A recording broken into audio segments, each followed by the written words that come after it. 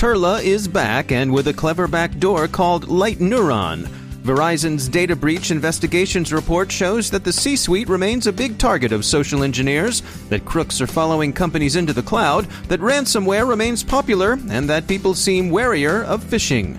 Bad actors peddle influence in the EU, Binance gets looted, Baltimore gets hacked.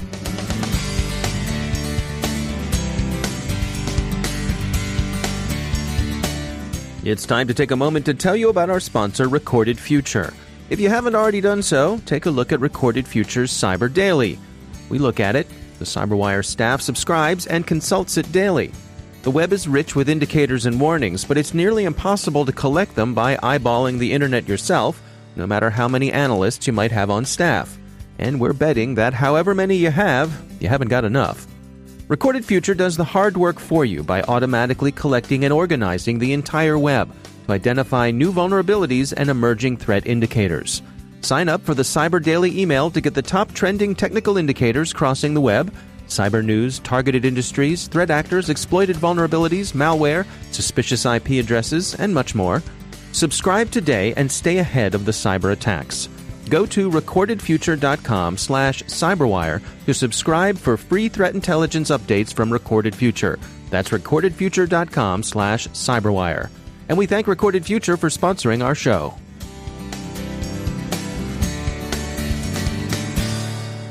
From the CyberWire studios at Data Tribe, I'm Dave Bittner with your CyberWire summary for Wednesday, May 8th, 2019.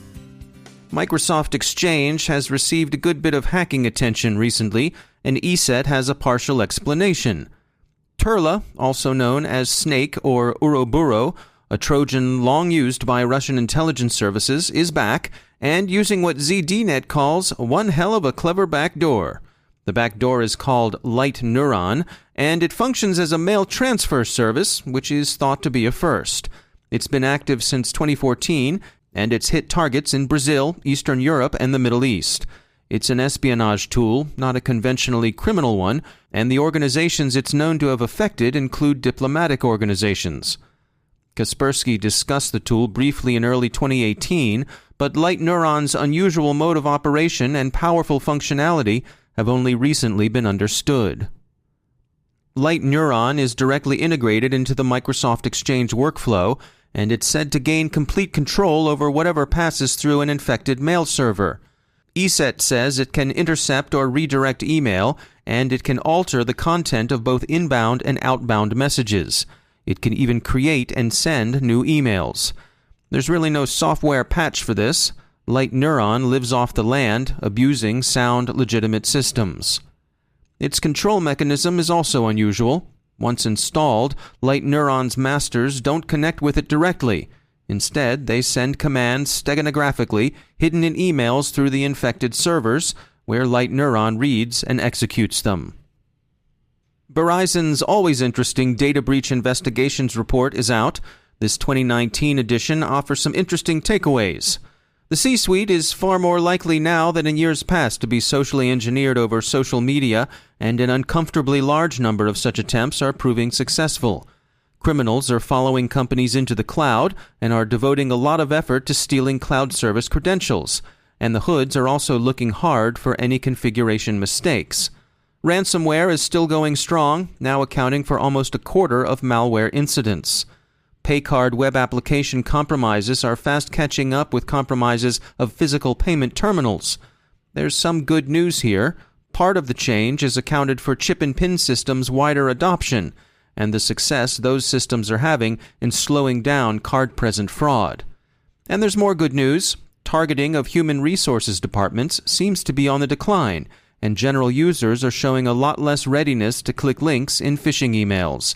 They're most gullible for some reason while using mobile devices.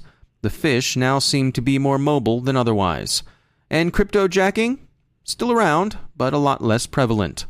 We'll have an interview with one of the authors of Verizon's data breach investigations report on this coming Friday's CyberWire podcast. There's no shortage of abbreviations and acronyms in the security space, and it's no wonder some of us find ourselves wandering around in the wilderness chanting SIEMs and SOCs and SOARs. Oh my. Well, don't surrender, Dorothy, because we've got Meny Har from Siemplify on the line to help make sense of some of the lingo. I think we're in this spot where I think we're slowly recognizing, maybe in a few years now, that our focal point has now become the ability to actually respond to all these alerts. So if you think about the last 15 years, 10 years, 5 years, we spend a lot of effort on a lot of different tools. We have a lot of different data sets that we now in place, vulnerability management, threat intelligence. It's a huge list of those. There's a huge list of tools that you're using, from cloud to endpoint to network. There's a list of them that goes on. And we built all of these, but really haven't thought through about what are the analysts actually looking at all this data supposed to do with it. And I think this is where the SOCs are these days, trying to figure out, and I think you're seeing all the different security operations centers pretty much across the country looking at how can they now bring it all together, be better, make sure they look at everything. Well, let's run through some terms together, because things that are tossed around when it comes to SOCs are SIEMs and SOARs. Can you describe to us what those are and what the difference is? Definitely. SIEM, Security Information Event Management, is actually a tool set built to be able to centralize all the log sources or log the information that the organization has. For example, 15 years ago, you could have an antivirus, like a Symantec or a Norton antivirus. You could have a firewall, like a checkpoint firewall. There will be two interfaces. So at that point, you also only have two log sources, two alert sources that you can look at. Now there's 50 different tools. And the log sources, the level of information you have is just tremendous. And there's no way to now leave all these different log sources and information in separate tools. There's now a need to centralize all these logs to a central repository. And that's what the SIEM is here to do, which is, by the way, a very big undertaking. A lot of different log sources, a lot of different formats. How do they come together? And I think up until maybe a few years ago, they were also being used as an interface from the SOC. Once we have all these logs together, and I'm an operating analyst sitting in the operations center of the organization, since all the logs are there and since I can define correlations to actually help me highlight the alerts I want to look at, that becomes the interface the analysts are working with. And it worked for a time until the level of attack, the level of tools became a bit too much.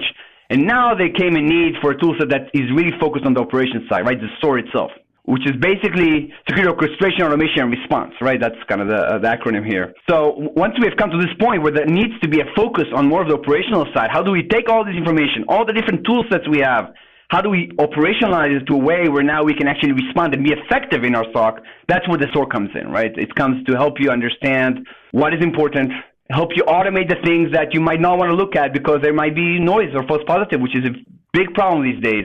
And also helps you create a process around how you should respond, or best practices around how you should respond to different alerts, and actually help you manage the operational side of security and not just the log collection or correlation of those.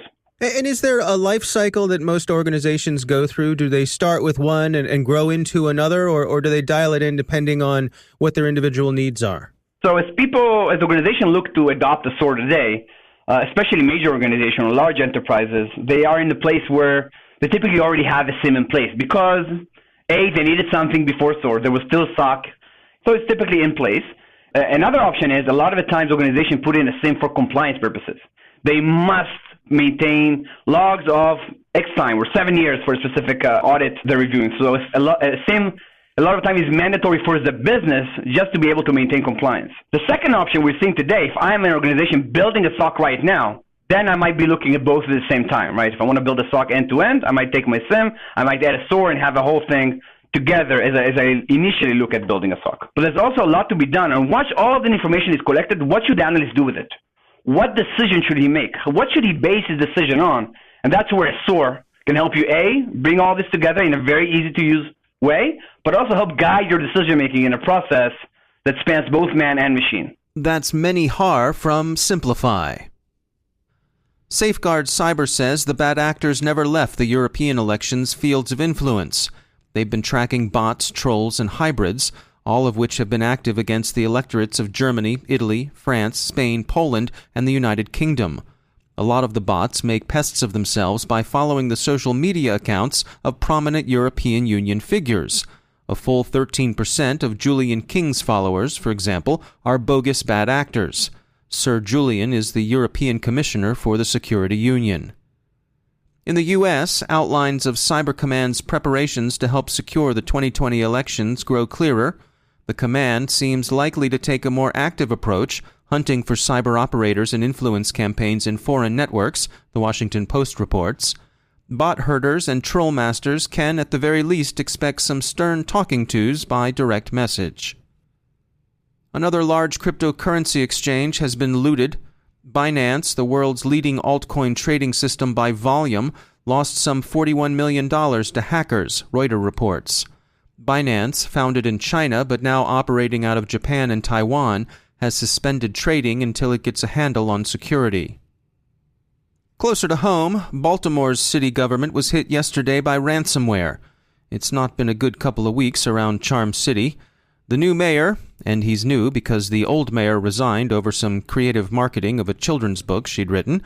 The new mayor, His Honor Jack Young, took wearily to Twitter to let all of us here in the land of pleasant living know that emergency services were unaffected and that the city would work to recover as quickly as possible.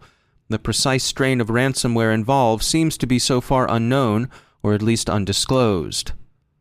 In fairness to Baltimore, we must note that the city was hit in early 2018, about the same time Atlanta got clobbered, and Baltimore actually came out pretty well. It didn't take a financial bath, it switched quickly to manual backups, and it restored systems to essentially full capacity within 17 hours. We'll see how recovery proceeds this time. Maybe there's even a children's book in it. Hacker Holly? Ransomware Randy? Maybe not. Hey, we got a joke for y'all. You say that someone who speaks several languages is polylingual, and you call someone who speaks 2 languages bilingual, right? Well, what do you call someone who speaks 1 language? You call them American. That kills us every time we hear it, and hey, we're Americans around here, so happy self-deprecation runs through our veins. Anywho, why are we sharing this particular witz, this bon mot with you today? We're prompted to do so by an article in Foreign Policy, which points out that for all the woofing about multiculturalism around Silicon Valley, Greater Mountain View tends to be about as American as, say, Bug Tussle, Oklahoma, or Rabbit Hash, Kentucky, and this, they argue with some reason, might well induce people to cool their optimistic jets about how easy it will be to realize the ardor for content moderation forming along the San Francisco-Washington axis. We're fortunate at the Cyberwire to have a linguistics desk that hips us to the nuances to be found in various foreign tongues. Like, for example, they've schooled us at great length about bad words and other lingos. Did you know, for example, that one swears quite differently in French depending upon whether one is doué or shikitumi? We keep telling the desk that we're a family show and don't need to know this kind of thing. But they keep letting us know that, for example, in some Slavic languages, the names of certain diseases have the perlocutionary force of a good old American F-bomb. But not in Russian. A Muscovite F-bomb's just like a New Yorker. Except, strictly speaking, as the desk pedantically tells us, in Moscow it's really more of a yeah-bomb. Go figure. Anyway, kids, study STEM, but don't blow off the languages either. And don't forget, for all you algorithms listening out there, content moderation ain't beanbag.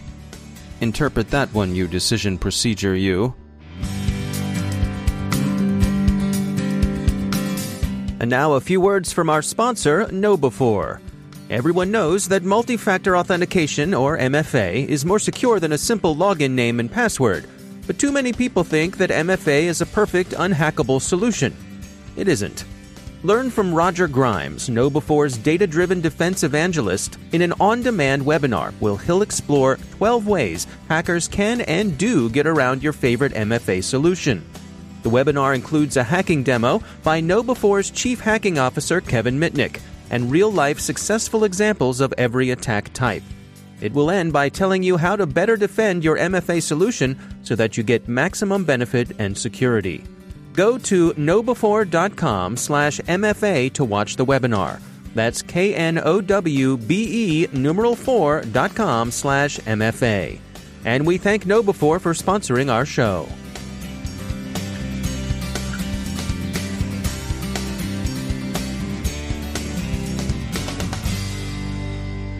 And I'm pleased to be joined once again by Ben Yelin. He's a senior law and policy analyst at the University of Maryland Center for Health and Homeland Security. Ben, it's great to have you back. Interesting article came by from The Verge, and this is about folks using emojis in their communications and people in courts of law having to deal with that. What do we need to know here?